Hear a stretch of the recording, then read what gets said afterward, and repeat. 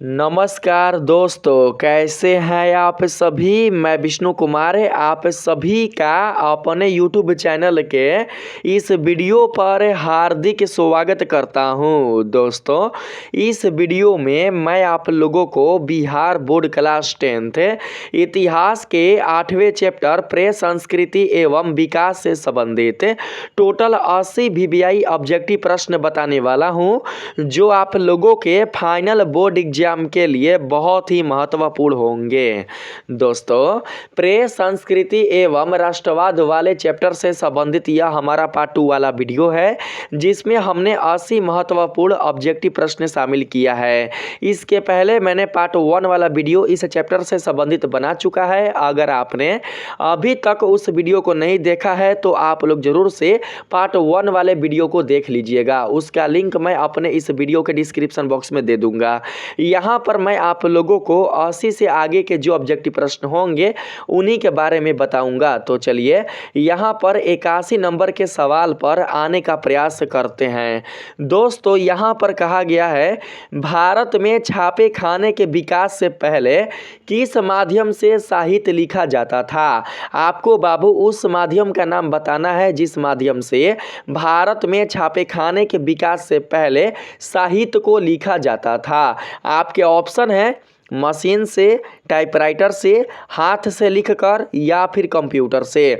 तो बाबू सही आंसर यहाँ पर क्या होगा 81 का सही आंसर जो होगा हमारा वो होगा हाथ से लिखकर। दोस्तों, भारत में जब छापाखाना का आविष्कार नहीं हुआ था, भारत में जब छापे खाने के विकास नहीं हुए थे, तो बाबू उसके पहले हमारे भारत देश में साहित्य को हाथ से लिखा जाता था। किससे लिखा जाता था? तो हाथ से। बाबू, छापे खाने के आविष्कार से पहले बिल्कुल भी ना मशीन थे, ना ही टाइपराइटर थे और ना ही कंप्यूटर थे। तो यहाँ पर 81 का हमारा सही आंसर हो जाएगा हाथ से लिखकर। बिल्कुल भी आप लोग नहीं भूलेंगे, 81 का correct answer option number C होगा। ठीक है, ऑप्शन नंबर सी को आप लोग समझ कर रखेंगे। 82 नंबर के सवाल पर आते हैं। इसमें आप लोगों से कहा गया है, भारत में किस भाषाओं की पांडुलिपियां प्रमुख थी। आपको उन भाषाओं का नाम बताना है जिन भाषाओं की पांडुलिपियां भारत देश में प्रमुख मानी जाती थी। आपके ऑप्शन है हिंदी और उर्दू, अंग्रेजी और फ्रेंच, संस्कृत, अरबी और फारसी या फिर बांग्ला और गुजराती। 82 का सही आंसर क्या होगा आप सभी बताएंगे। तो बाबू 82 का सही आंसर होगा संस्कृत, अरबी और फारसी। संस्कृत, अरबी और फारसी भाषाओं की पांडुलिपियां ही भारत देश में प्रमुख मानी जाती थी। तो राइट आंसर हमारा ऑप्शन नंबर सी होगा, याद रखेंगे। ठीक है, संस्कृत, अरबी और फारसी ही बाबू भारत देश के लिए प्रमुख पांडुलिपियां थीं। बिल्कुल भी आप लोग नहीं भूलेंगे। आगे जो प्रश्न है 83 नंबर, इसमें आप लोगों से क्या कहा गया है, ध्यान से आप लोग समझिएगा। इसमें आप लोगों से कहा गया है, भारतीय पांडुलिपियों की विशेषता क्या थी। भारतीय जो पांडुलिपियां हैं उनकी विशेषता क्या थी। 83 का सही ऑप्शन क्या होगा आप सभी बताएंगे। तो बाबू, भारत की जो पांडुलिपियां होती थी उनकी जो विशेषता होती थी वो होती थी सुलेखन वाला। भारत की पांडुलिपियां जो होती थी वो बहुत ही सुंदर देखने में होती थी। तो बाबू सही आंसर हमारा होगा 83 का ऑप्शन नंबर बी, सुलेखन कला से युक्त। जब भारतीय पांडुलिपियों की सहायता से लिखा जाता था किसी चीज को, तो बाबू वो देखने में बहुत ही अच्छी लगती थी, देखने में बहुत ही सुंदर लगती थी। यानी कि आप बाबू वहां पर सुलेखन का संज्ञा दे सकते हैं। भारतीय पांडुलिपियों की सहायता से जब किसी शब्द या वाक्य को लिखा जाता था तो वो शब्द और वाक्य देखने में बहुत ही सुंदर और आकर्षक लगता था। तो सही आंसर आपका हो जाएगा सुलेखन कला से युक्त। क्या होगा बाबू? सुलेखन कला से युक्त। तो 83 का राइट आंसर हमारा ऑप्शन नंबर बी होगा। ठीक है, 84 नंबर के सवाल पर आने का प्रयास करते हैं। यहाँ पर आपके सामने प्रश्न है 84 नंबर में, पांडुलिपियां क्यों महंगी मानी जाती थी।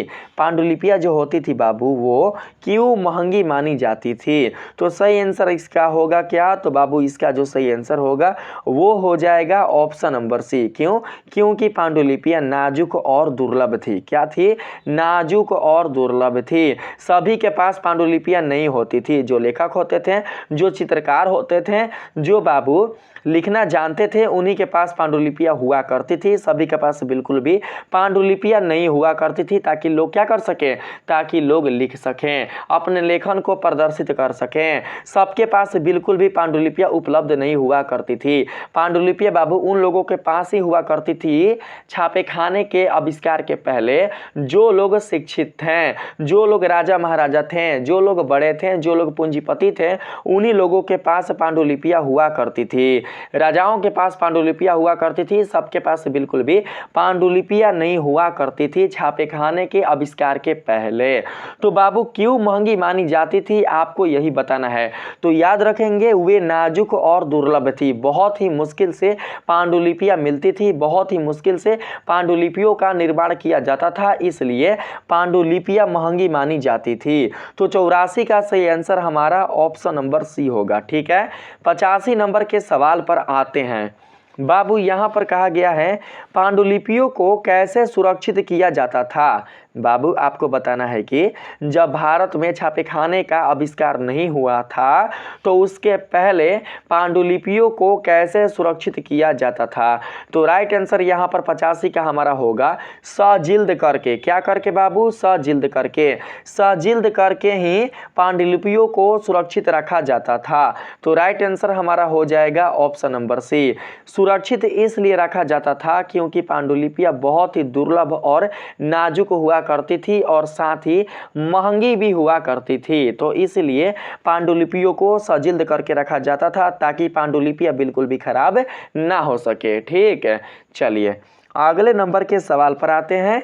इसमें आपसे पूछा गया है पांडुलिपियों की एक प्रमुख समस्या क्या थी।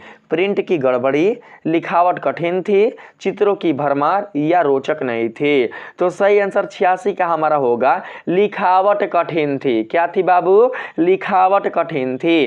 पांडुलिपियों के माध्यम से जब लेखन को किया जाता था, जब लेखन द्वारा बाबू किसी चीज को लिखा जाता था पांडुलिपियों की सहायता से, तो बाबू लिखावट काफी कठिन होता था, लिखने में काफी समस्या होता था। तो यहाँ पर आप समझ सकते हैं कि पांडुलिपियों की जो एक प्रमुख समस्या होती थी वो होती थी लिखावट वाला। लिखावट में काफी समस्या होती थी, लिखावट दोस्तों काफी कठिन था। तो 86 का राइट आंसर हमारा ऑप्शन नंबर बी होगा। ठीक है, ऑप्शन नंबर बी को याद रखेंगे। बार बार बाबू पांडुलिपियों में बोर बोर कर, ठीक है, स्याही से बोर बोर कर लिखा जाता था और लिखने के बाद बाबू जब स्याही खत्म हो जाती थी तो फिर स्याही में बोर कर फिर से आगे की क्रिया को किया जाता था। तो इस प्रकार से आप समझ सकते हैं बाबू कि पांडुलिपियाँ कितना दोस्तों, पांडुलिपियाँ जो है वो कितना दोस्तों एक तरीके से मुश्किल होती थी किसी चीज़ को लिखने के लिए।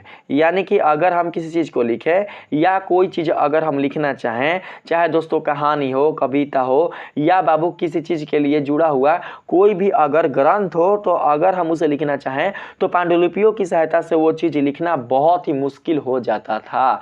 तो राइट आंसर होगा हमारा लिखावट के कठिन वाला। ठीक है, याद रखेंगे। यहाँ पर 87 नंबर के सवाल में आपसे पूछा गया है किसके कारण पांडुलिपियाँ आम जनता की पहुँच से बाहर थी। किसके कारण, तो याद रखेंगे कठिन लिखावट और प्रचुरता के अभाव के कारण। किसके कारण, कठिन लिखावट और प्रचुरता के अभाव के कारण।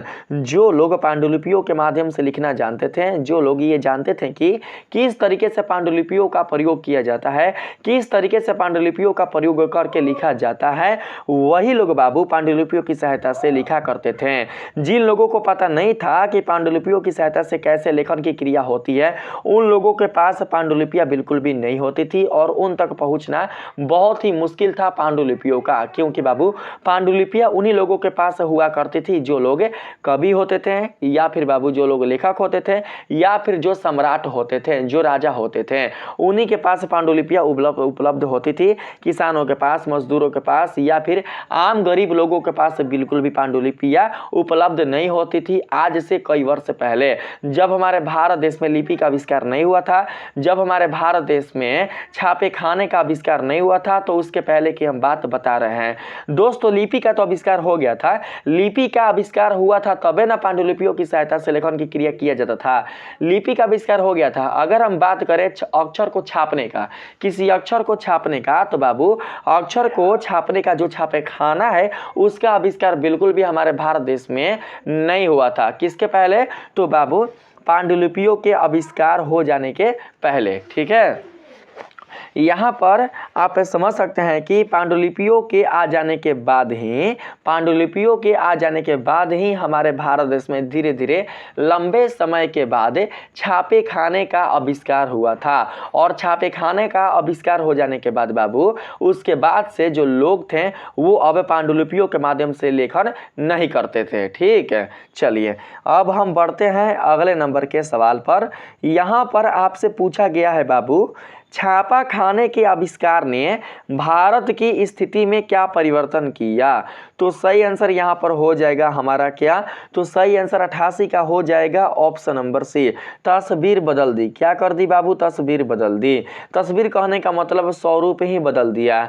जो लेखन की क्रिया पहले पांडुलिपियों की सहायता से किया जाता था, अब लेखन की प्रक्रिया बिल्कुल भी पांडुलिपियों की सहायता से नहीं होता है बल्कि मशीनों की सहायता से होता है। मशीनों की सहायता से आसान तरीके से जो लेखन की क्रिया होती है वो हो जाती है। जितना समय हम लिखने में लगाएंगे उतने समय में कितने चीजें छप सकते हैं? किसकी सहायता से? तो छापाखाना की सहायता से, छापाखाना वाले मशीन की सहायता से। तो याद रखेंगे जब हमारे भारत देश में छापाखाने का आविष्कार हो गया तो बाबू इसके आविष्कार हो जाने के बाद भारत की लेखन की जो स्थिति थी वो बदल गई थी। भारत के लेखन की स्थिति का एक नया स्वरूप दोस्तों आ चुका था। तो राइट आंसर हमारा होगा ऑप्शन नंबर सी, तस्वीर बदल दी। किसने? तो छापे खाने के आविष्कार ने। तो यहां पर हमारा correct answer option number C होगा। अगले नंबर के सवाल पर आए तो बाबू इसमें पूछा गया है आप सभी से, भारत में सबसे पहले प्रिंटिंग प्रेस कौन लाए? आपको बाबू उनका नाम बताना है जिन्होंने भारत देश में सबसे पहले प्रिंटिंग प्रेस लाया था। आपके ऑप्शन है फ्रांसीसी व्यापारी, ब्रिटिश गवर्नर, पुर्तगाली धर्म प्रचारक या फिर डच इंजीनियर। तो राइट आंसर यहाँ पर 89 का हमारा हो जाएगा बाबू, पुर्तगाली धर्म प्रचारक। क्या होगा? पुर्तगाली धर्म प्रचारक। पुर्तगाली धर्म प्रचारक ही भारत में सबसे पहले प्रिंटिंग प्रेस लेकर आए थे। तो राइट आंसर हमारा होगा ऑप्शन नंबर सी। आप लोग याद रखेंगे, ठीक है, पुर्तगाली धर्म प्रचारक ही हमारे भारत देश में सबसे पहले प्रिंटिंग प्रेस वाले मशीन को लेकर आए थे। 90 नंबर के सवाल पर आते हैं। इसमें आप सभी से कहा गया है भारत में प्रिंटिंग प्रेस किस सदी में आया? 15वीं सदी में, 16वीं सदी में, 17वीं सदी में या फिर 18वीं सदी में? तो राइट आंसर 90 का हमारा होगा बाबू ऑप्शन नंबर बी, 16वीं सदी में। 16वीं सदी में हमारे भारत देश में प्रिंटिंग प्रेस की शुरुआत हुई थी। याद रखेंगे, भूलेंगे बिल्कुल भी नहीं। अगर प्रश्न आ जाए कि भारत देश में प्रिंटिंग प्रेस की शुरुआत किस सदी में हुई थी तो आप लोग बाबू बताएंगे क्या? तो आप लोग बताएंगे 16वीं सदी। क्या बताएंगे? 16वीं सदी। ठीक है, चलिए अगले नंबर के सवाल पर बढ़ने का प्रयास करते हैं। यहाँ पर ऑप्शन नंबर बी आपका करेक्ट आंसर होगा बाबू। 91 नंबर के सवाल में आपसे पूछा गया है, जेसुइट पुजारियों ने किस भाषा में कई पुस्तकें छापी? आपको बताना है बाबू कि जो जेसुइट पुजारी थे उन्होंने किस भाषा में कई पुस्तकें छापी थी? तमिल भाषा में, मराठी भाषा में, कोंकणी भाषा में या फिर तेलुगु भाषा में? तो सही आंसर 91 का हमारा होगा कोंकणी। क्या होगा बाबू? कोंकणी। कोंकणी भाषा में, याद रखेंगे, कोंकणी भाषा में ही जेसुइट पुजारियों ने कई पुस्तकें छापी थी। तो राइट आंसर हमारा होगा ऑप्शन नंबर सी। चलिए 92 नंबर के सवाल पर बढ़ने का प्रयास करते हैं। इसमें आप लोगों से बाबू कहा गया है, पहली तमिल पुस्तक किस वर्ष छापी गई? पहला जो तमिल पुस्तक है, तमिल पुस्तक कहने का मतलब है उस पुस्तक में जो भाषा आपको मिलेंगे वो मिलेंगे तमिल से संबंधित। तमिल में जो भाषा यूज होता है, तमिल में जैसे लोग लिखते हैं वही भाषा बाबू आपको तमिल पुस्तक में मिलेगी। ठीक है, अगर आप संस्कृत का पुस्तक लीजिएगा तो उसमें आपको संस्कृत भाषा मिलेगा। अगर आप अंग्रेजी का पुस्तक लीजिएगा तो उसमें आपको अंग्रेजी भाषा मिलेगा। अगर आप गणित का पुस्तक लीजिएगा तो आपको उसमें गणित वाले ही भाषा मिलेंगे। तो यहाँ पर है तमिल पुस्तक, तो इसका मतलब यह हुआ कि इस पुस्तक में जो भाषा मिलेगा वो कैसा मिलेगा? तो बाबू तमिल वाला मिलेगा। आपसे पूछा गया है पहली तमिल पुस्तक किस वर्ष छापी गई थी? तो राइट आंसर 92 का होगा 1579। क्या होगा? 1579। 1579 ईस्वी में, ईसा पूर्व ना बाबू, ईस्वी, क्योंकि ईस्वी में ही छापे खाने का आविष्कार हमारे भारत देश में हुआ था। जब छापे खाने का आविष्कार ईस्वी में हुआ था तो बाबू तमिल पुस्तक की रचना ईसा पूर्व में कैसे हो सकती है, आप ही बताइए। तो यहाँ पर जितने सारे आप वर्ष देख रहे हैं ये सभी के सभी ईस्वी में है, ना कि ईसा पूर्व में है। तो राइट आंसर हमारा होगा 1579 ईस्वी। याद रखेंगे 1579 ईस्वी में ही पहला तमिल पुस्तक छापा गया था। तो right answer option number B होगा 92 का। 93 नंबर के सवाल पर बढ़ने का प्रयास करते हैं। इसमें आपसे पूछा गया है डच प्रोटेस्टेंटों ने क्या किया? डच प्रोटेस्टेंटों ने क्या किया था? हिंदी किताबें छापी थी, संस्कृत किताबें जलाई थी, किताबों का अनुवाद करके छापा था, या फिर किताबें बांटी थी? तो बाबू यहाँ पर हमारा सही आंसर हो जाएगा 93 का ऑप्शन नंबर सी, किताबों का अनुवाद करके छापा। बाबू किताबों का अनुवाद करके क्या किया था? उन्होंने छापा था, अपनी भाषा में उन्होंने छापा था। ठीक है, अगर कोई किताब तमिल भाषा में थी तो उनका रूपांतरण उन्होंने अंग्रेजी भाषा में किया था। अगर कोई किताब संस्कृत भाषा में थी तो उसका रूपांतरण उन्होंने हिंदी भाषा में किया था। किसने?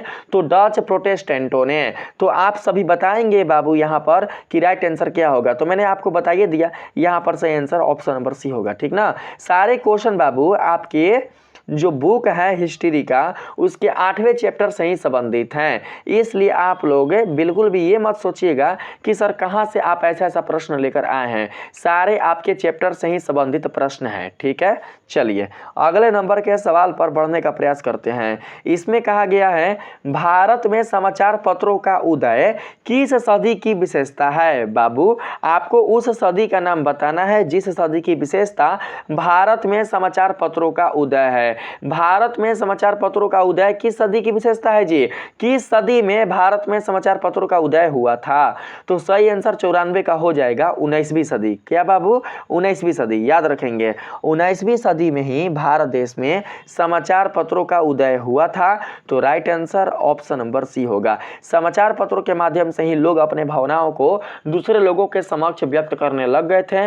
लोग अपने विचारों को, लोग अपने मतभेदों को दूसरे के समक्ष प्रकट करने लग चुके थे। किसके माध्यम से? तो समाचार पत्रों के माध्यम से। हमारे भारत देश में राष्ट्रवाद की जो भावना जागृत हुई थी वो भी हुई थी तो बाबू समाचार पत्रों के माध्यम से ही।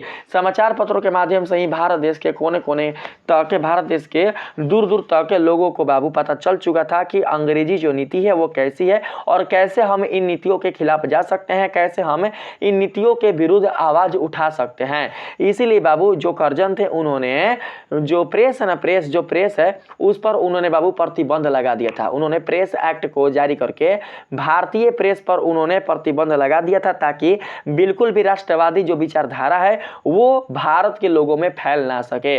बिल्कुल भी भारतीय लोग समाचार पत्रों के माध्यम से राष्ट्रवाद की भावना अपने अंदर जागृत ना कर सके, क्योंकि अंग्रेज डरते थे। उन्हें पता था कि अगर भारत देश के लोगों में राष्ट्रवाद की भावना जागृत हो जाएंगी, अगर वो जान जाएंगे कि उनके देश के साथ क्या हो रहा है और कैसे हम देश को बचा सकते हैं, तो फिर हम उनसे जीत नहीं सकते हैं। इसलिए बाबू जो भारतीय अंग्रेज थे, यानी कि जो अंग्रेज थे भारत में रहने वाले, उन्होंने क्या किया था कि प्रेस पर प्रतिबंध लगा दिया था।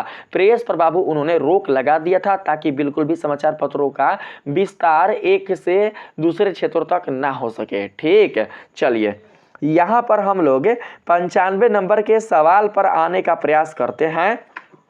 इसमें कहा गया है समाचार पत्र किस कार्य में सहायक नहीं था? विचारों को फैलाने में, देश प्रेम जगाने में, धार्मिक कट्टरता फैलाने में, या फिर राष्ट्र के निर्माण में? तो बाबू 95 का सही आंसर होगा हमारा धार्मिक कट्टरता फैलाने में। धार्मिक कट्टरता फैलाने में बिल्कुल भी समाचार पत्र सहायक नहीं था, क्योंकि समाचार पत्र में बिल्कुल भी धार्मिक कट्टर से संबंधित बातें नहीं लिखा होते थे।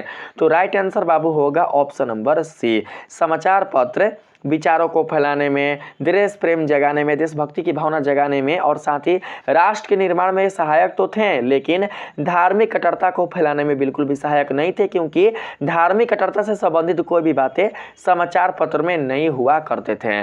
तो बाबू फैल कैसे सकता है? जब वो बात ही समाचार पत्र में नहीं है तो बाबू यह बात फैल कैसे सकता है, यह बात लोगों तक कैसे पहुंच सकता है? तो याद रखेंगे 95 का सही आंसर ऑप्शन नंबर बाबू सी होगा ना। 96 नंबर के सवाल पर बढ़ने का प्रयास करते हैं। इसमें आपसे कहा गया है आधुनिक भारतीय प्रेस का प्रारंभ किसके द्वारा हुआ? आप लोग बाबू यहाँ पर देख सकते हैं, ऑप्शन है आपके सामने, जेके हिकी के द्वारा, गंगाधर भट्टाचार्य के द्वारा, विलियम वोल्टस के द्वारा या फिर जेम्स बकिंघम के द्वारा। जो आधुनिक भारतीय प्रेस है, जो आज का भारतीय प्रेस है, उसका प्रारंभ किसके द्वारा किया गया था? तो 96 का सही आंसर हमारा होगा विलियम वोल्टस के द्वारा। याद रखेंगे आधुनिक भारतीय प्रेस का प्रारंभ शुरुआत है विलियम वोल्टस के द्वारा किया गया था। तो सही आंसर बाबू ऑप्शन नंबर सी होगा। ठीक है, चलिए अगले नंबर के सवाल पर आते हैं। यहाँ पर बोला गया है विलियम वोल्टस के साथ कंपनी ने क्या किया? तो बाबू कंपनी ने विलियम वोल्टस को इंग्लैंड भेज दिया। कहाँ भेज दिया? इंग्लैंड।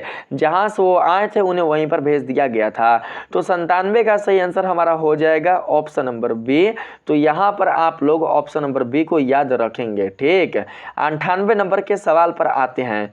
इसमें आपसे कहा गया है बंगाल गजट के प्रकाशन की शुरुआत किसने की? बंगाल गजट नाम का जो समाचार पत्र है बाबू, इस समाचार पत्र के प्रकाशन को करने वाले कौन है? आपको उनका नाम बताना है। बंगाल गजट प्रकाशन की शुरुआत किसने किया था? तो राइट आंसर 98 का हमारा होगा जेके हिकी ने। किसने? जेके हिकी ने। जेके हिकी ने ही बंगाल गजट वाले समाचार पत्र का प्रकाशन किया था। तो सही आंसर हमारा ऑप्शन नंबर होगा।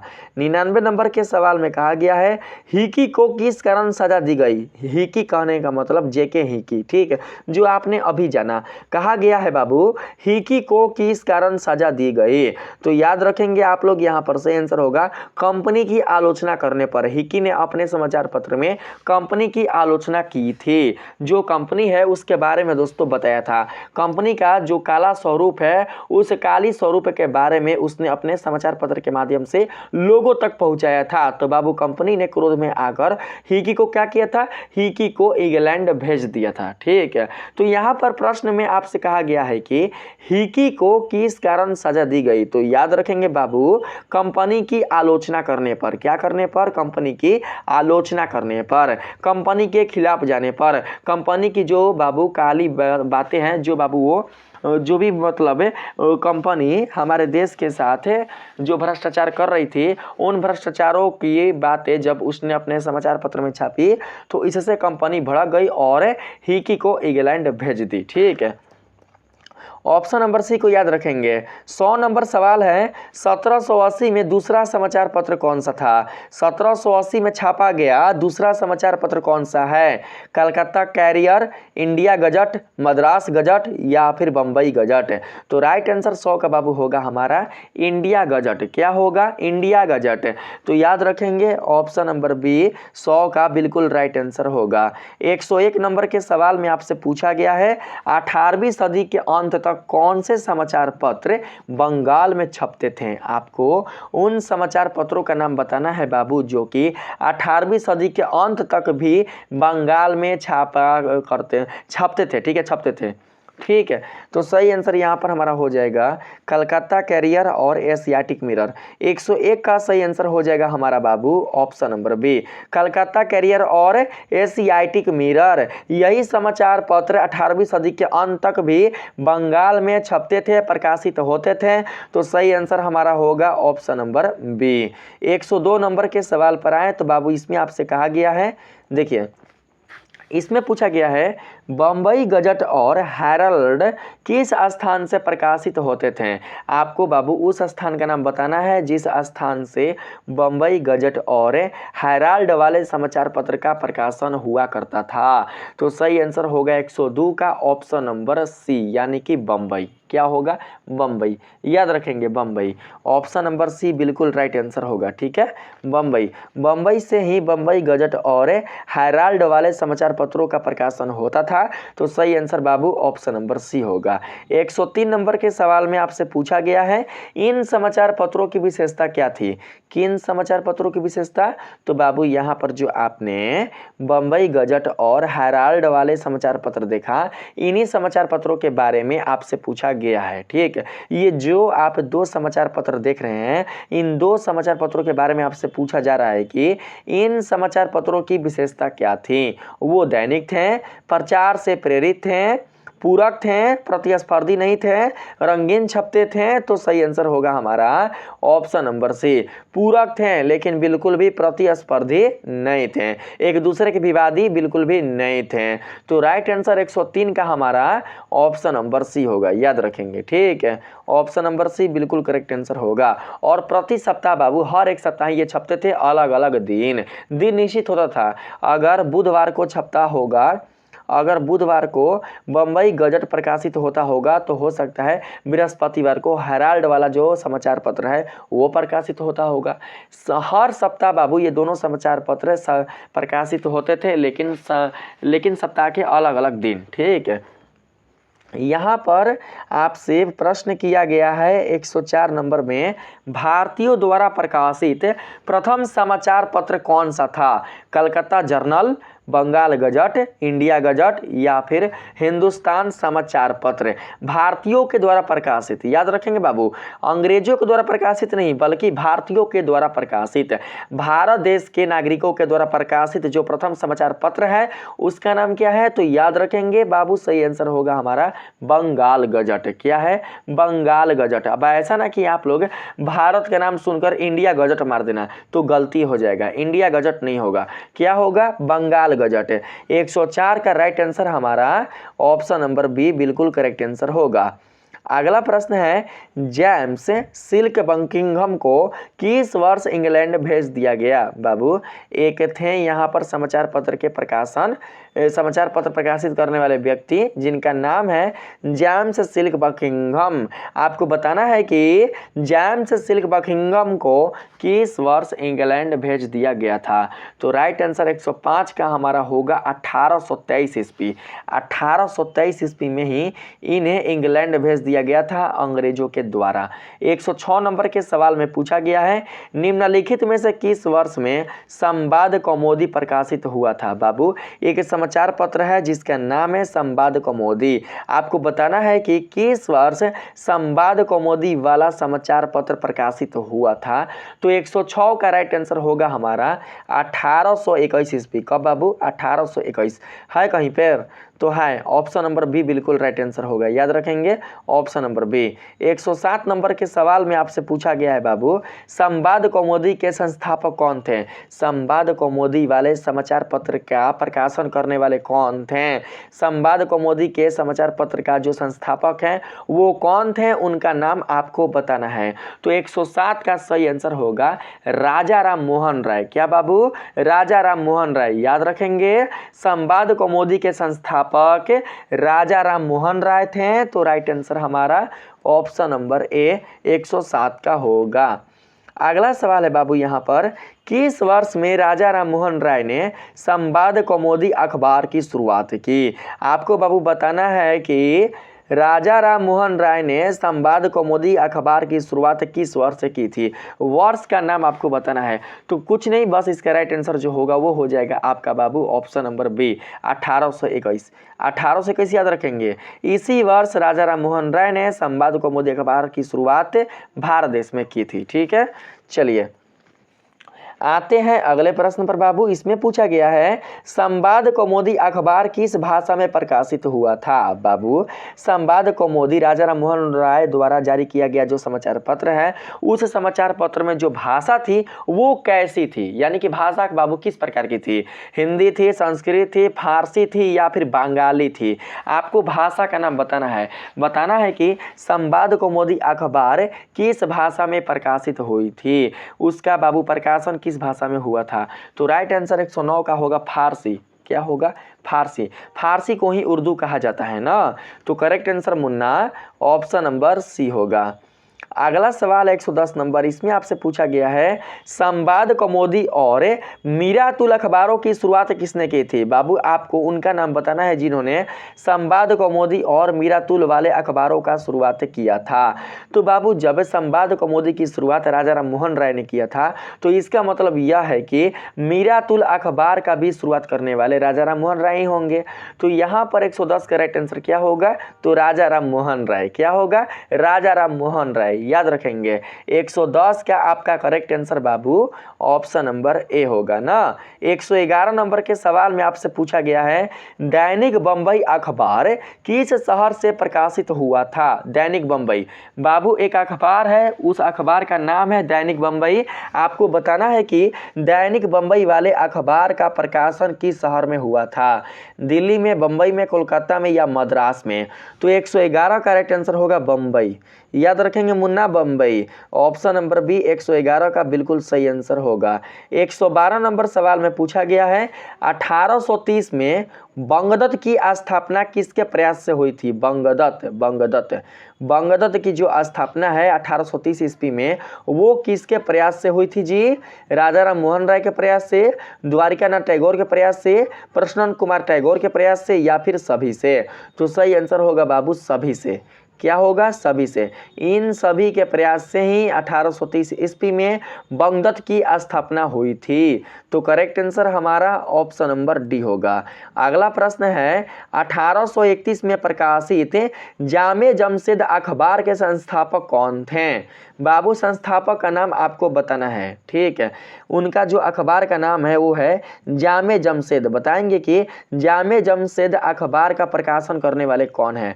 तो सही आंसर 113 का हो जाएगा जामेश सिल्क बकिंघम। क्या होगा? जामेश सिल्क बकिंघम। बाबू अखबार के नाम से ही आप लोग इस अखबार के प्रकाशन का नाम बता सकते हैं। इस अखबार का प्रकाशन करने वाले जो व्यक्ति हैं उसका नाम आप बता सकते हैं। अखबार का नाम है जामे जमशेद और इसका प्रकाशन करने वाले जो व्यक्ति हैं उनका नाम है जामेश सिल्क बकिंघम। दोनों जस है तो सही आंसर आपका ऑप्शन नंबर सी होगा। अगर भूल भी जाएंगे तो आप लोग जस याद रख सकते हैं, ठीक है। अगर प्रश्न आएगा कि जामेश सिल्क बकिंघम के द्वारा प्रकाशित जामे जमशेद अखबार कब प्रकाशित हुआ था? कब प्रकाशित हुआ था? तो याद रखेंगे 1831 ईस्वी। कब? 1831 ईस्वी। ऐसे भी प्रश्न पूछ सकता है। यहाँ पर अगला प्रश्न है बाबू भारतीय समाचार पत्रों द्वारा अंग्रेजी शासन के खिलाफ कौन सी आलोचना की जाती थी? न्यायिक निर्णयों में पक्षपात वाला आलोचना, धार्मिक हस्तक्षेप की आलोचना, प्रजातीय भेदभाव वाला आलोचना या फिर सभी? तो 114 का राइट आंसर होगा मुन्ना सभी। इन सभी की आलोचना की जाती है भारतीय समाचार पत्रों द्वारा अंग्रेजी शासन के खिलाफ। अंग्रेजों का जब हमारे भारत देश में शासन था, जब अंग्रेज हमारे भारत देश में अपनी नीतियां चलाते थे, अपना कानून चलाते थे, तो उनके कानून के खिलाफ, उनके शासन के खिलाफ जो आलोचना की जाती थी वो सभी ही की जाती थी भारतीय समाचार पत्रों के माध्यम से। आलोचना को रोकने के लिए ही जो अंग्रेज थे उन्होंने भारतीय समाचार पत्र पर प्रतिबंध लगा दिया था, उस पर उन्होंने रोक लगा दिया था और अपने ही समाचार पत्रों का प्रकाशन दोस्तों वो सभी क्षेत्रों में करते थे। भारत के सभी क्षेत्रों में अपने ही समाचार पत्रों को प्रकाशित करते थे और भेजते थे, क्योंकि बाबू शासन उनका था और जब शासन अंग्रेज का था तो समाचार पत्रों को भी विशेष अधिकार था। किस समाचार पत्र को? तो अंग्रेजी समाचार पत्र को। भारतीय समाचार पत्र को कोई भी विशेष अधिकार नहीं था। किसकी तुलना में? तो अंग्रेजी समाचार पत्र की तुलना में। अधिकार इसलिए नहीं था क्योंकि बाबू हमारे भारत देश पर किसका शासन था? तो अंग्रेजों का। तो इसका मतलब यह है कि जो समाचार पत्र है उस पर भी शासन किसका हो जाएगा? तो अंग्रेजों का। अगर कोई भारतीय समाचार पत्र अपना प्रकाशित करना भी चाहता है, उसे फैलाना भी चाहता है, तो अंग्रेजी नीतियों के कारण वो फैल नहीं सकता है, वो रुक जाएगा।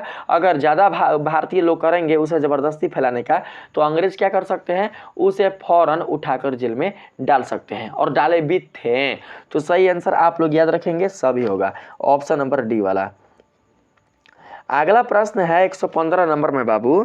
यहाँ पर आपसे पूछा गया है 115 नंबर के सवाल में आप लोगों से 1857 के विद्रोह के बाद भारतीय प्रेस की प्रकृति को किस आधार पर विभाजित किया गया था? धार्मिक आधार पर, प्रजातीय आधार पर, राजनीतिक आधार पर या सामाजिक आधार पर? 1857 के विद्रोह के बाद बताना है, ठीक है। 1857 के विद्रोह के बाद भारतीय प्रेस की संस्कृति को किस आधार पर विभाजित किया गया? तो 115 का सही आंसर होगा प्रजातीय आधार। क्या बाबू? प्रजातीय आधार। प्रजातीय आधार के आधार पर ही विभाजित किया गया था हमारे भारतीय प्रेस को। तो सही आंसर होगा ऑप्शन नंबर बी। कब विभाजित किया गया था? तो 1857 के विद्रोह के बाद ना। यहाँ पर अगला प्रश्न है बाबू, फूट डालो और शासन करो का पक्षधर कौन सा प्रेस था? भारतीय press, Anglo Indian press, Samajwadi press या इनमें से कोई नहीं? तो बाबू फूट डालो और शासन करो, ये जो नारा था वो किसका था? अंग्रेजों का। किसका नारा था बाबू? तो अंग्रेजों का। अंग्रेजों का नारा था कि फूट डालो और शासन करो। फूट डालो कहने का मतलब भारत की एकता को तोड़ दो, भारत की अखंडता को नष्ट कर दो और वहां पर शासन करो। यही नारा था अंग्रेजों का मूल। तो बाबू जब यह नारा अंग्रेजों का मूल है तो इसका पक्षधर कौन सा प्रेस होगा? तो कहीं ना कहीं अंग्रेजी ही प्रेस होगा। तो इसमें से अंग्रेजी जो प्रेस है वो कौन है? तो एंग्लो इंडियन प्रेस है। एंग्लो इंडियन प्रेस बाबू अंग्रेजी प्रेस है। तो इसका मतलब यह है कि इसका पक्षधर यही प्रेस होगा। तो 116 का सही आंसर होगा मुन्ना ऑप्शन नंबर बी, याद रखेंगे, ठीक है। अगला प्रश्न है, भारतीय प्रेस के आक्रमण का पहला शिकार कौन सा था? भारतीय प्रेस के आक्रमण का पहला जो शिकार था वो कौन था? भारतीय किसान, भारतीय जनमत, ब्रिटिश राज या अंग्रेज सरकार? तो सही आंसर हो जाएगा हमारा भारतीय जनमत। या जनमत कहने का मतलब भारत के लोग। भारत के लोग। भारतीय प्रेस का बाबू जब प्रकाशन किया गया भारत देश में, तो प्रकाशन करने के बाद अंग्रेज ने अपने कई प्रकार के नीतियों को बाबू वहां पर लगा दिया, ठीक है। कई प्रकार के ऐसे ऐसे उनकी नीतियां थी जो बहुत ही दोस्तों आप समझ सकते हैं बहुत ही पीड़ादायक नीतियां थी। और पीड़ादायक नीतियां लगाने के बाद भारतीय प्रेस पर बाबू रोक लग गया था। तो आप समझ सकते हैं कि इस प्रकार से हमारे भारत देश की जो जनता थी वो परेशान हो चुकी थी अंग्रेजी नीतियों के खिलाफ, अंग्रेजी नीतियों के कारण, उनके नाकानूनों के कारण। तो ऑप्शन नंबर बी को याद रखेंगे, ठीक है। चलिए यहाँ पर 118 नंबर के सवाल में आते हैं। इसमें कहा गया है एंग्लो इंडियन प्रेस की मुख्य विशेषता क्या थी? एंग्लो इंडियन प्रेस की मुख्य विशेषता थी कि यहाँ पर हमारा सही आंसर हो जाएगा सरकारी खबरें और विज्ञापन प्राप्त करना। यही था बाबू ना। भारत में सुधार लाना, ये तो इसका बिल्कुल भी विशेषता नहीं होगा। ये विशेषता होगा तो किसका? तो भारतीय प्रेस का। भारतीय राष्ट्रवाद को बढ़ावा देना, ये भी विशेषता होगा भारतीय प्रेस का। स्वतंत्रता संग्राम का समर्थन करना, यह भी विशेषता होगा भारतीय प्रेस का। लेकिन बिल्कुल भी यह जो होगा ये भारतीय प्रेस की विशेषता नहीं होगी। यह विशेषता हो जाएगी किसकी? तो एंग्लो इंडियन प्रेस की, यानी कि अंग्रेजों की प्रेस की। तो 118 का सही आंसर हमारा होगा ऑप्शन नंबर बाबू बी, सरकारी खबरें और विज्ञापन प्राप्त करना। जितने भी बाबू सरकारी खबरें और विज्ञापन थे वो सब अंग्रेजों के ही अधीन थे, उन्हीं का समर्थन करने वाले थे। जो भी बाबू समाचार मिलता था वो सब अंग्रेजों को ही प्राप्त हो जाता था, अंग्रेजों को ही मिल जाता था। इसलिए अंग्रेज ही अपने समाचार पत्र के माध्यम से उसे बढ़ा चढ़ाकर उसे उलट पलट कर भारत देश में प्रकाशित करते थे और लोगों तक पहुंचाते थे, ठीक है। और उसमें केवल अपनी दोस्तों प्रशंसा रहती थी। अपनी प्रशंसा कहने का मतलब अंग्रेजों की प्रशंसा रहती थी और भारतीय लोगों की प्रशंसा बिल्कुल भी नहीं रहती थी। बस अंग्रेजों के द्वारा ज़्यादा प्रयास किया जाता था भारत के लोगों में एकता को तोड़ने का, भारत के लोगों में जो अखंडता है, जो प्रेम है, उसे तोड़ने का और तोड़कर उन्हें एक दूसरे से अलग करने का, ताकि उन्हें भारत देश पर शासन करने में काफ़ी आसानी मिल सके, ठीक है। यहाँ पर आपका बाबू हो जाएगा ऑप्शन नंबर बी, मैंने बता दिया, ठीक है। कहाँ चला गया जी? 118 था ना? हाँ 118 था। 119 नंबर में आते हैं। देखिए इसमें कहा गया है भारतीय प्रेस को कौन से नेताओं ने शक्तिशाली और प्रभावशाली बनाया? बाबू आप सभी बताएंगे कि भारतीय प्रेस को किन नेताओं ने मिलकर शक्तिशाली और प्रभावशाली बनाया था, जिसे रोक पाना अंग्रेजों की भी बस की बात नहीं थी, जिसे अंग्रेज भी नहीं रोक पाए थे, उनकी नीतियां भी बिल्कुल भी चल नहीं पाए थे। उनके जो अंग्रेजी प्रेस थे वो भी अपना दम तोड़ दिए थे भारतीय प्रेस के आगे। किनके सहयोग से? तो भारतीय नेताओं के सहयोग से। आपको उन नेताओं का नाम बताना है। तो बाबू सभी हो जाएंगे, महात्मा गांधी, जवाहरलाल नेहरू, बाल गंगाधर तिलक, ये सभी हो जाएंगे। ठीक है, इन सभी के प्रयास से ही इन सभी नेताओं ने ही शक्तिशाली और प्रभावशाली भारतीय प्रेस को बनाया था। तो 119 का राइट आंसर हमारा होगा ऑप्शन नंबर डी। और ऐसे ही नेताओं के कारण, ऐसे ही राष्ट्रवादी महापुरुषों के कारण ही बाबू हमारा भारत देश आज स्वतंत्र है। ठीक है, हमारे भारत देश को आज़ादी मिली थी अंग्रेजों से। अगला प्रश्न है 120 नंबर में पूछा गया है, इंग्लिश मैन समाचार पत्र की विशेषता क्या थी? इंग्लिश मैन समाचार पत्र, ठीक है, विशेषता बताना है। इंग्लिश मैन समाचार पत्र जो होगा वो अंग्रेजी समाचार पत्र से संबंधित होगा। तो बाबू आपको विशेषता बताना है। तो याद रखेंगे यह जो समाचार पत्र था वो था रूढ़िवादी और प्रतिक्रियावादी। कैसा था? रूढ़िवादी और प्रतिक्रियावादी। भारत के जो भी बाबू संवैधानिक विचार होते थे उसके वो खिलाफ होते थे। कौन? तो इंग्लिश मैन समाचार पत्र। भारत के जो भी एक तरीके से सुधार वाले जो भी बाबू विचार होते थे, भारत के सुधार वाले जो भी विचार होते थे उन विचारों के खिलाफ होते थे। कौन? तो इंग्लिश मैन समाचार पत्र। तो याद रखेंगे रूढ़िवादी और प्रतिक्रियावादी। यहाँ पर आपका करेक्ट आंसर होगा ऑप्शन नंबर सी। यह समाचार पत्र किसी भी प्रकार का संवैधानिक, राजनीतिक और किसी भी प्रकार का बाबू सामाजिक सुधार नहीं चाहता था। यह चाहता था कि समाचार पत्र को पढ़कर लोग क्या करें?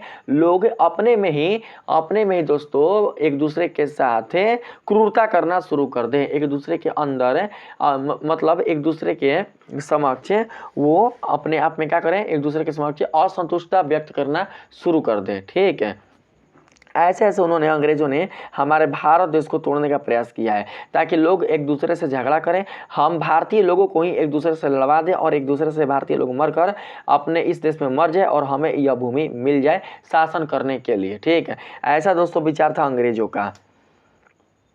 यहाँ पर 121 नंबर के सवाल में कहा गया है, पायनियर समाचार पत्र का संबंध किससे था? पायनियर समाचार पत्र, एक और समाचार पत्र है जिसका नाम है पायनियर। आपको बताना है कि पायनियर समाचार पत्र का संबंध किससे था। तो सही आंसर होगा हमारा यहाँ पर बाबू 121 का ऑप्शन नंबर बी, ब्रिटिश सरकार से। किससे? ब्रिटिश सरकार से था। तो करेक्ट आंसर होगा ऑप्शन नंबर बी। 122 नंबर सवाल है, सोम प्रकाश का प्रकाशन किसने किया था? सोम प्रकाश का प्रकाशन करने वाले जो थे उनका नाम था ईश्वर चंद्र विद्यासागर। क्या नाम था बाबू? ईश्वर चंद्र विद्यासागर। इन्होंने ही सोम प्रकाश का प्रकाशन किया था, सोम प्रकाश वाले समाचार पत्र का प्रकाशन किया था। तो राइट आंसर होगा ऑप्शन नंबर सी। 123 नंबर के सवाल में कहा गया है, इंडियन मिरर का प्रकाशन कब और किसने शुरू किया था? बाबू जो इंडियन मिरर वाला समाचार पत्र है उसका प्रकाशन कब और किसने शुरू किया था? तो बाबू शुरू हुआ था 1858 ईस्वी में, और इसे शुरू करने वाले जो थे 1858 नहीं जी, 1874, यहाँ पर लिख रहे हैं 1874 से 75 के बीच में शुरू हुआ था। और शुरू करने वाले थे सुरेंद्रनाथ टैगोर और मनमोहन घोष। सही आंसर होगा ऑप्शन नंबर सी, सुरेंद्रनाथ टैगोर और मनमोहन घोष ने ही 1874 से 75 में इंडियन मिरर का प्रकाशन किया था ना। तो आप लोग ऑप्शन नंबर सी को याद रखेंगे। अगला प्रश्न है बाबू, हिंदू पैट्रियट का संपादन किसने किया था? हिंदू पैट्रियट का संपादन करने वाले कौन थे? तो सही आंसर 124 का हमारा होगा ईश्वर चंद्र विद्यासागर। इन्होंने ही हिंदू पैट्रियट का संपादन किया था। तो करेक्ट आंसर हमारा ऑप्शन नंबर सी होगा। अगला प्रश्न है, अमृत बाजार पत्रिका किसके द्वारा प्रकाशित की गई थी? बाबू एक और समाचार पत्र है जिसका नाम है अमृत बाजार पत्रिका। इस समाचार पत्र का प्रकाशन करने वाले कौन थे? तो राइट आंसर 125 का होगा मोतीलाल घोष। कौन बाबू? मोतीलाल घोष। इन्होंने ही इस समाचार पत्र का प्रकाशन किया था। तो याद रखेंगे आपका करेक्ट आंसर हो जाएगा ऑप्शन नंबर डी। अगला प्रश्न है, बंगाली नामक समाचार पत्र किसने 1881 में शुरू किया था? बंगाली नामक समाचार पत्र। तो बाबू देखिए मैं आप सभी को बता दूं कि बंगाली नामक जो समाचार पत्र हैं उसे शुरू करने वाले 1881 में जो थे उनका नाम है जोगेंद्र नाथ बोस। क्या नाम है? जोगेंद्र नाथ बोस। तो correct answer Munna option number B होगा ना। अगला प्रश्न है, उत्तर प्रदेश से प्रकाशित होने वाला पहला हिंदी समाचार पत्र कौन सा था? हिंदुस्तान, हिंद समाचार, भारत माता या फिर अमर उजाला। बाबू आपको उस पहले हिंदी समाचार पत्र का नाम बताना है जो कि उत्तर प्रदेश में पहली बार प्रकाशित हुआ था ना। तो सही आंसर होगा 127 का हिंदुस्तान, हिंदुस्तान समाचार पत्र। राइट आंसर होगा ऑप्शन नंबर ए। आइए अगले प्रश्न पर आते हैं बाबू। इसमें कहा गया है 1867 में प्रकाशित कवि वचन सुधा पत्रिका के संपादक कौन थे। 1867 में प्रकाशित होने वाला जो कवि वचन सुधा नाम का पत्रिका है उसके संपादन करने वाले कौन थे। तो सही आंसर होगा हमारा बाबू भारतेंदु हरिश्चंद्र। कौन थे? भारतेंदु हरिश्चंद्र। इन्होंने हिंदी साहित्य की रचना किया है। अगर कोई पूछे कि हिंदी जगत के पिता कौन है, हिंदी साहित्य के पिता कौन है, तो आप बताना भारतेंदु हरिश्चंद्र। हिंदी साहित्य के पिता बाबू भारतेंदु हरिश्चंद्र जी हैं। अब हम आगे बढ़ते हैं बी को सेलेक्ट करके अगले प्रश्न पर। इसमें बाबू कहा गया है हिंदुस्तान रिव्यू अंग्रेजी मासिक पत्रिका का प्रकाशन किस वर्ष में शुरू हुआ था। हिंदुस्तान रिव्यू अंग्रेजी मासिक पत्रिका का प्रकाशन, तो बाबू जानते हैं यह किस वर्ष शुरू हुआ था? यह हुआ था 1899 में। 1899 में हुआ था। ऑप्शन नंबर हमारा यहाँ पर बी हो जाएगा ना, 1899। ठीक, सही आंसर ऑप्शन नंबर बी होगा। अगला प्रश्न है निम्नलिखित में से कौन सा समाचार पत्र बाल गंगाधर तिलक के संपादन में प्रकाशित हुआ था, उनके नेतृत्व में प्रकाशित हुआ था। तो याद रखेंगे सही आंसर होगा हमारा मराठा। क्या होगा? मराठा। यही समाचार पत्र ही बाल गंगाधर तिलक के नेतृत्व में प्रकाशित हुआ था। तो सही आंसर होगा हमारा ऑप्शन नंबर ए, मराठा समाचार पत्र। ठीक है, अगला प्रश्न है बाबू 131 नंबर में आप लोगों के सामने आप लोग देख सकते हैं 131 नंबर में आप लोगों से पूछा गया है यहाँ पर 1881 में मराठी में प्रकाशित केसरी समाचार पत्र के संपादक कौन थे। केसरी समाचार पत्र के संपादक, केसरी समाचार पत्र के संपादक जो थे वो कौन थे जिन्होंने 1881 में प्रकाशित किया था केसरी समाचार पत्र ना। तो 131 का सही आंसर होगा हमारा बाल गंगाधर तिलक। 131 का यही होगा बाबू ना, ऑप्शन नंबर बी। इन्होंने ही 1881 ईस्वी में मराठी भाषा में केसरी समाचार पत्र का प्रकाशन किया था। तो सही आंसर आप लोग याद रखेंगे ऑप्शन नंबर बी। अगला प्रश्न है बाबू 1881 में प्रकाशित होने वाला कौन सा समाचार पत्र उग्र, उग्र कहने का मतलब है, उग्र कहने का मतलब कि जो आपको क्रांति के लिए बाबू जागृत कर दे। क्रांति के लिए क्या कर दे? जागृत कर दे। जो आपको आपके अधिकार के लिए जगा दे, जो आपकी आंखें खोल दे, उसी को कहा जाता है उग्र। जिससे कि आपको आपके अंदर एक तरीके से आप समझ सकते हैं कि आपके अंदर बाबू हिंसा की भावना जागृत हो, आपको उस अधिकार को पाने का बाबू आपको उस अधिकार को पाने का भावना जागृत हो जो अधिकार आपको नहीं मिल रहा है, जिस अधिकार पर आपका अधिकार है, जो अधिकार आपको नहीं मिल रहा है, उस अधिकार को पाने का आपके अंदर जो बाबू जुनून जागृत होता है उसी को उग्र कहा जाता है ना। तो यहाँ पर देखिए बोला गया है 1881 में प्रकाशित होने वाला कौन सा समाचार पत्र उग्र राष्ट्रवादी विचारों के लिए जाना जाता था और जिसका संपादन बाल गंगाधर तिलक ने किया था। इस समाचार पत्र ने भारतीयों के अंदर उग्र की भावना ला दिया था, अपने देश के प्रति क्रांति की भावना ला दिया था। तो यहाँ पर सही आंसर 132 का हमारा होगा बाबू केसरी, केसरी समाचार पत्र। कौन? केसरी। ऑप्शन नंबर सी बिल्कुल राइट आंसर होगा। अगला नंबर सवाल है हिंदुस्तान रिव्यू नामक पत्रिका का संपादन किसने किया था और इसका दृष्टिकोण राजनीतिक था। बाबू आपको बताना है कि हिंदुस्तान रिव्यू नामक के पत्रिका का संपादन किसने किया था जिसका दृष्टिकोण राजनीतिक था, और इसका ना जिसका दृष्टिकोण राजनीतिक था। तो सही आंसर होगा 133 का हमारा सच्चिदानंद सिंह। 133 का नहीं, 133 है ना, तो 133 के बाबू यहाँ पर हमारा शायद 133 का 132 अभी पर क्वेश्चन में शायद यहाँ पर क्वेश्चन में गजब है। हिंदुस्तान रिव्यू होगा, हिंदुस्तान रिव्यू, इसको याद रखिएगा ना, Hindustan review. Option number A 133 का राइट आंसर होगा। तो ऑप्शन नंबर ए तो नहीं ना होगा, वो तो खुद यहाँ पर बता रहा है हिंदुस्तान रिव्यू, ये तो खुद यहाँ पर लिखा हुआ है हिंदुस्तान रिव्यू नामक पत्रिका का संपादन किसने किया था और इसका दृष्टिकोण राजनीतिक था। किसने किया था? तो बाबू जानते हैं ऑप्शन यहाँ पर गलत आ चुका है, ऑप्शन गलत आ चुका है। जानते हैं क्या होगा? इसको बाबू इसका प्रकाशन करने वाले जो थे वो थे सच्चिदानंद सिन्हा, याद रखेंगे बाबू, हमसे गलती हो गया है, ठीक है, याद रखेंगे आप लोग। सच्चिदानंद सिन्हा याद रखेंगे ना, याद रखेंगे आप लोग। कौन ऑप्शन बाबू सही नहीं है ना, यहाँ पर आपका करेक्ट आंसर होगा सच्चिदानंद सिन्हा। ऑप्शन नंबर बाबू आपका हो जाएगा, ऑप्शन है नहीं है। बोला है इसका दृष्टिकोण राजनीतिक था, तो हाँ राजनीतिक था। कैसा? तो हिंदुस्तान रिव्यू वाला। तो ऑप्शन नंबर ए में आप इसको ले लेना ना। पीडीएफ जब मैं दूंगा और वहाँ पर जब आपको बाबू ऑप्शन मिलेगा तो वो ए में ही मिलेगा। ए में याद रखिएगा सच्चिदानंद सिन्हा, ठीक। चलिए 134 नंबर के सवाल में आते हैं। इसमें कहा गया है हिंदू नामक साप्ताहिक समाचार पत्र जो 1878 में मद्रास से प्रकाशित हुआ था वो किस विचारधारा से प्रभावित था?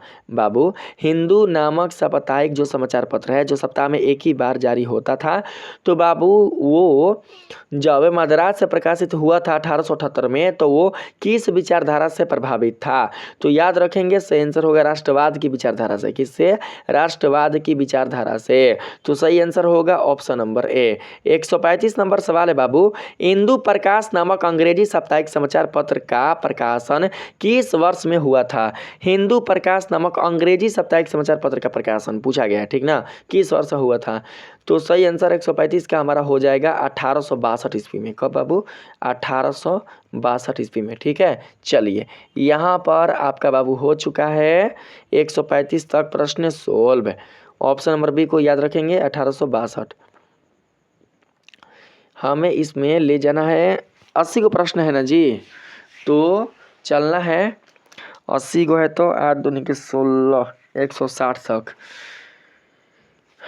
यहाँ पर अगला प्रश्न है समाचार पत्र का नाम है न्यू इंडिया। न्यू इंडिया का प्रकाशन किसके संचालन में हुआ था? महात्मा गांधी के, डॉक्टर एनी बेसेंट के, बाल गंगाधर तिलक के या मोतीलाल नेहरू के? तो 136 का सही आंसर होगा बाबू हमारा डॉक्टर एनी बेसेंट के। इनके नेतृत्व में ही बाबू समाचार पत्र न्यू इंडिया का प्रकाशन हुआ था, ठीक है। तो सही आंसर हो जाएगा हमारा ऑप्शन नंबर बी। इन्होंने ही बाबू संचालित किया था इस समाचार पत्र को। अगला सवाल है न्यू इंडिया नामक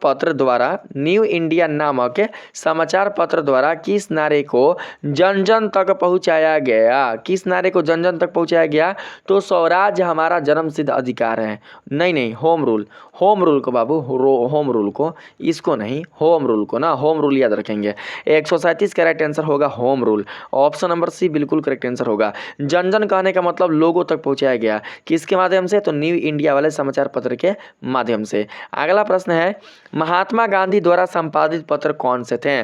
महात्मा गांधी ने किन पत्रों को संपादित किया था? आपको उन पत्रों का नाम बताना है। तो सही आंसर हो जाएगा 138 का महात्मा गांधी द्वारा संपादित हरिजन और यंग इंडिया वाले समाचार पत्रों का संपादन करने वाले हमारे भारत देश के बापू महात्मा गांधी थे।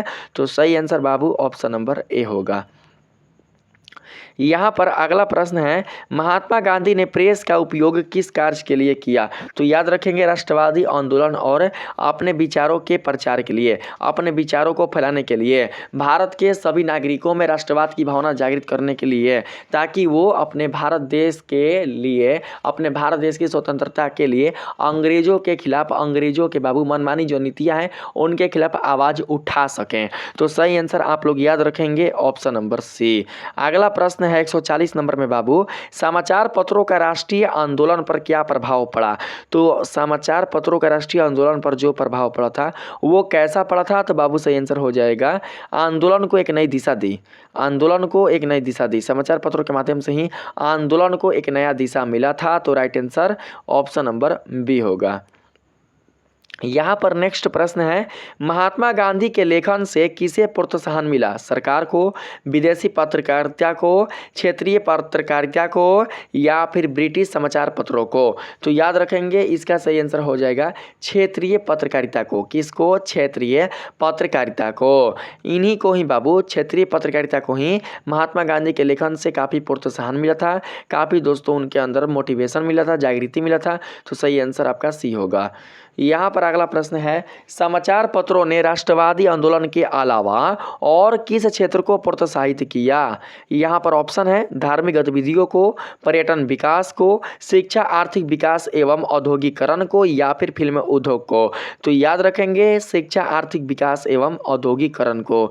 बाबू इन क्षेत्र को भी प्रोत्साहित किया था किसने? तो भारतीय समाचार पत्रों ने। तो आप लोग याद रखेंगे ऑप्शन नंबर सी करेक्ट होगा। अगला प्रश्न है बाबू, इंडिपेंडेंस पत्र किसके द्वारा शुरू किया गया था? के.एम. पनिकर के द्वारा, मोतीलाल नेहरू के द्वारा, शिव प्रसाद गुप्त के द्वारा, या फिर महात्मा गांधी के द्वारा? इंडिपेंडेंस पत्र शुरू किया गया था मोतीलाल नेहरू के द्वारा। तो राइट आंसर बाबू हमारा होगा option number Motilal Nehru. B में है ना, तो बी होगा ना, B, option number B. 144 number के सवाल पर बढ़ते हैं। इसमें पूछा गया है, हिंदी दैनिक आज के संस्थापक कौन थे? हिंदी दैनिक आज के संस्थापक, आज के संस्थापक कौन थे? बाबू आज एक समाचार पत्र है, आपको बताना है कि इसके संस्थापक कौन थे। तो याद रखेंगे सही आंसर होगा शिव प्रसाद गुप्त। सब याद करते चलिएगा, ठीक है। कौन सा क्वेश्चन आपके एग्जाम में आज है हम नहीं जानते, इसलिए आप लोग हर एक प्रश्न को पढ़कर समझकर उसके उत्तर को याद करते चलिएगा। शिव प्रसाद होगा 144 का, ठीक है। अगला प्रश्न है बाबू, हिंदुस्तान टाइम्स के संपादन की शुरुआत किसने की थी? तो इसकी शुरुआत करने वाले कौन थे? हिंदुस्तान टाइम्स की शुरुआत करने वाले कौन थे? इसका संपादन करने वाले कौन थे? तो राइट आंसर 145 का होगा जी.डी. बिड़ला। कौन होगा? जी.डी. बिड़ला। इन्होंने ही हिंदुस्तान टाइम्स वाले समाचार पत्र का संपादन किया था। तो राइट आंसर बाबू ऑप्शन नंबर बी होगा। यहाँ पर अगला प्रश्न है, हिंदुस्तान टाइम्स का संपादन कार्य अंततः किसके हाथों में गया? महात्मा गांधी के, जी.डी. बिड़ला के, शिव प्रसाद गुप्त के, या फिर डॉक्टर एनी बेसेंट के? तो 146 का सही आंसर होगा मुन्ना हमारा जी.डी. बिड़ला के। जी.डी. बिड़ला के हाथों में गया था ना हिंदुस्तान टाइम्स का संपादन का अंततः वाला कार्य। तो हमारा ऑप्शन नंबर बी यहाँ पर करेक्ट होगा। अगला प्रश्न है, क्रांति किस प्रकार का पत्र था? क्रांति किस प्रकार का समाचार पत्र था? हिंदी दैनिक, मराठी साप्ताहिक, अंग्रेजी दैनिक, या फिर उर्दू मासिक? तो सही आंसर होगा मराठी साप्ताहिक है। यही बाबू समाचार पत्र था। कौन? तो क्रांति वाला ना। यहाँ पर आप लोग ऑप्शन नंबर बी को याद रखेंगे। अगला प्रश्न है, works and peasants party of India का प्रतिनिधित्व कौन सा पत्र कर रहा था? क्रांति वाला, यंग इंडिया वाला, आज वाला, या न्यू इंडिया वाला? तो सही आंसर होगा हमारा क्या? तो बाबू सही आंसर होगा क्रांति वाला ना। 148 का सही आंसर ऑप्शन नंबर ए होगा। अगले प्रश्न पर बढ़ते हैं। इसमें कहा गया है, न्यू स्पार्क किस विचारधारा का पोषक था? न्यू स्पार्क किस विचारधारा का पोषक था? पूंजीवादी, समाजवादी, साम्यवादी, या फासिस्ट? तो बाबू हमारा सही आंसर होगा यहाँ पर साम्यवादी। साम्यवादी विचारधारा का ही पोषक था न्यू स्पार्क। इस समाचार पत्र के माध्यम से हमारे भारत देश के कुल जितने भी लोग हैं, जितने भी नागरिक हैं, वो सभी अपने समान स्तर को पहचाने, सभी लोगों को अपने समान स्वरूप में लेकर आए। समान स्वरूप कहने का मतलब हमारे भारत देश के लोगों में बिल्कुल भी ऊंच नीच की भावना ना रहे, सभी लोग एक दूसरे के साथ मिलजुल कर रहे, ऊंच नीच जात पात के भेद को भूलकर। इसी को साम्यवादी कहा जाता है। समाजवादी और साम्यवादी में यही अंतर होता है कि साम्यवादी में ऊंच नीच की भावना नहीं होती, जात पात की भावना नहीं होती, काले गोरे की भावना नहीं होती, और गरीब अमीर की भावना नहीं होती। सभी लोग इंसानियत के भांति मिलजुल कर देश में रहते हैं और देश से प्रेम करते हैं, और आने वाले आपदाओं से वो लड़ते हैं एक साथ मिलकर, ठीक है। अगले प्रश्न पर आते हैं। इसमें कहा गया है, कांग्रेस सोशलिस्ट पत्र किस विचारधारा से संबंधित था? बाबू एक पत्र है, नाम है कांग्रेस सोशलिस्ट। आपको बताना है बाबू कि कांग्रेस सोशलिस्ट पत्र किस विचारधारा से संबंधित था? साम्यवादी, धर्मनिरपेक्ष, समाजवादी, या पूंजीवादी? तो सही आंसर 150 का होगा समाजवादी, ना कि साम्यवादी। क्या बाबू? तो समाजवादी ना। ऑप्शन नंबर सी 150 का बिल्कुल राइट आंसर होगा। अगला प्रश्न है, किसने 1930 में अंग्रेजी साप्ताहिक इंडिपेंडेंट की शुरुआत की थी? बाबू 1930 ईस्वी में किसने अंग्रेजी साप्ताहिक इंडिपेंडेंट की शुरुआत की थी? M.N. राय ने, एस सदानंद ने, मोतीलाल नेहरू ने, या गांधी जी ने? तो 151 का सही आंसर हमारा हो जाएगा बाबू यहाँ पर M.N. राय ने ना। ऑप्शन नंबर ए यही आपका करेक्ट आंसर होगा। चलिए अगले सवाल पर आते हैं। इसमें बाबू पूछा गया है 152 नंबर में आपसे, दी फ्री प्रेस जनरल का संपादन किसने किया था? दी फ्री प्रेस जनरल वाले पत्र का संपादन करने वाले कौन थे? तो सही आंसर होगा बाबू एस सदानंद। कौन? एस सदानंद। यहाँ पर option number B correct answer होगा, एस सदानंद। अगला सवाल है, स्वराज और गुजराती नवजीवन का प्रकाशन कहाँ से शुरू हुआ था? दिल्ली से, मद्रास से, कलकत्ता से या लाहौर से? तो याद रखेंगे बाबू, सही आंसर होगा 153 का मद्रास से। मद्रास से ही बाबू, मद्रास से ही स्वराज और गुजराती नवजीवन वाले पत्र का प्रकाशन होना शुरू हुआ था। तो सही आंसर होगा हमारा ऑप्शन नंबर बी। नेक्स्ट प्रश्न है, मौलाना आज़ाद के संपादन में कौन सा उर्दू पत्र 1912 में प्रकाशित हुआ था? मौलाना आज़ाद के संपादन में कौन सा उर्दू पत्र का नाम बताना है ना, जो कि 1912 में प्रकाशित हुआ था। तो सही आंसर यहाँ पर होगा बाबू हमारा अल हिलाल। अल हिलाल नाम है ना समाचार पत्र का नाम, कौन आदमी का नाम नहीं है, समाचार पत्र का नाम है अल हिलाल। राइट आंसर बाबू हमारा ऑप्शन नंबर ए होगा। 155 नंबर सवाल है, अल हिलाल का प्रकाशन कहाँ से हुआ था? दिल्ली से, लाहौर से, कानपुर से या कलकत्ता से? तो 155 का आंसर होगा कलकत्ता, यानी कोलकाता। आप लोग ऑप्शन नंबर डी को याद रखेंगे, कोलकाता को ना। अल हिलाल का प्रकाशन बाबू कलकत्ता से हुआ था। अगला प्रश्न है, कामरेड पत्र किसने प्रकाशित किया था? कामरेड पत्र का प्रकाशन करने वाले जो थे उनका नाम था मोहम्मद अली, ना कि मौलाना आजाद। मोहम्मद अली ने ही कामरेड पत्र का प्रकाशन किया था। तो सही आंसर बाबू ऑप्शन नंबर डी होगा। अगला प्रश्न है, प्रताप का प्रकाशन किसने और कहां से शुरू किया था? प्रताप वाले पत्र का प्रकाशन किसने और कहां से शुरू किया था? तो सही आंसर हो जाएगा हमारा शंकर विद्यार्थी ने, कानपुर से। शंकर विद्यार्थी ने शुरू किया था, कहां से? तो कानपुर से। राइट आंसर बाबू ऑप्शन नंबर बी होगा। अगला प्रश्न है 158 नंबर में, गदर पत्र का प्रकाशन कहां से हुआ था? लाहौर से, दिल्ली से, सैन फ्रांसिस्को से या कलकत्ता से? तो सही आंसर होगा 158 का हमारा बाबू ऑप्शन नंबर सी, यानी कि सैन फ्रांसिस्को से ही गदर पत्र का प्रकाशन हुआ था। तो right answer Munna option number C होगा हमारा। 159 नंबर सवाल है, गदर पत्र किसके द्वारा प्रकाशित किया गया था? तो 159 का जो सही आंसर होगा वो हो जाएगा हरदयाल के द्वारा ही बाबू, हरदयाल के द्वारा ही, याद रखेंगे, हरदयाल के द्वारा ही गदर पत्र का प्रकाशन हुआ था, प्रकाशित बाबू इनके द्वारा ही किया गया था गदर पत्र को। तो सही आंसर आप लोग हरदयाल याद रखेंगे। आते हैं लास्ट प्रश्न पर। देखिए इसमें बोला गया है क्या बाबू, इसमें कहा गया है, गदर पत्र ने किस उद्देश्य से विदेशों में रह रहे भारतीयों के बीच प्रचार किया? आपको उस उद्देश्य का नाम बताना है जिस उद्देश्य से गदर पत्र ने विदेशों में रह रहे भारतीयों के बीच प्रचार किया था, ताकि वहाँ पर के जो भारतीय हैं, विदेशों में रहने वाले जो भारतीय हैं, वो भी अपने भारत देश के लिए राष्ट्रवाद की भावना जागृत करें और भारत की आज़ादी के लिए आवाज़ उठाएं। तो बाबू हो जाएगा यहाँ पर हमारा 160 का सही आंसर ऑप्शन नंबर बी, साम्राज्यवाद के खिलाफ जन जागरण। साम्राज्यवाद के खिलाफ क्या? तो जन जागरण।